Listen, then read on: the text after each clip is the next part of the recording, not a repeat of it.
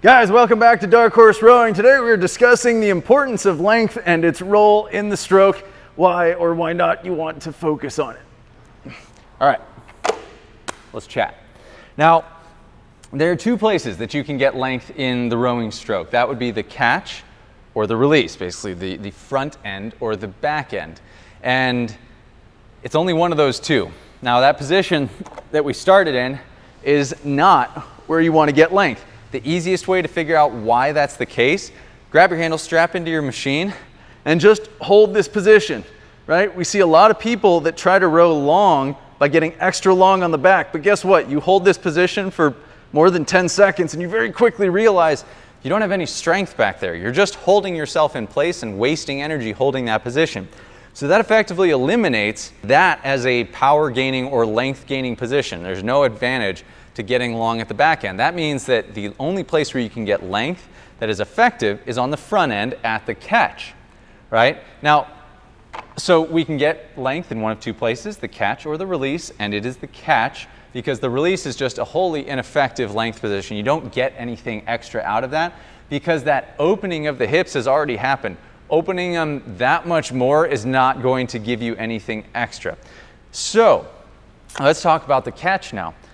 Getting length at all costs is not the way of going about it. And the way we coach it is that length is only good if it's good length. What that means is that to get appropriate and effective length at the catch, you have to be in good position. And if you've hung around us for a while, you know that we talk a lot about the catch, and that's why. A good catch position, if we can increase the length of a good catch position, now it's effective length.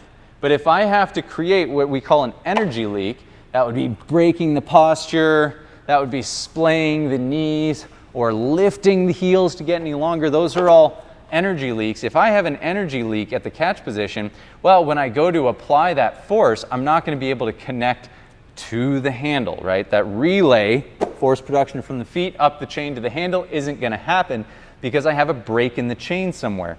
So length is only good if it's good length, meaning that you establish a good catch position and then you try to squeeze every possible centimeter or inch out of that position without deviating. And from here, we've created good length.